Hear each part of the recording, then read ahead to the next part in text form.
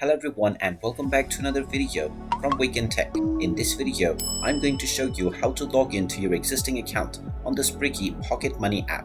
So let's get started right away. First of all, open up the Spriggy Pocket Money app on your device and you will see the I'm a new user as well as login button. To log into your existing account, tap on login and you can now choose whether you're a parent or a kid. You can choose from either one of these options depending on your account type, and you will be asked to enter your phone number.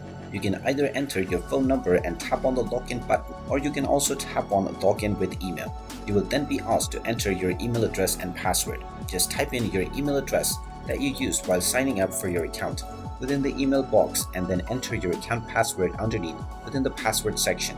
You can then tap on the login button and you will be logged in to your Spriggy Pocket Money app account right away. And there you have it. That is how easy it is to log into your existing account on the Spriggy Pocket Money application.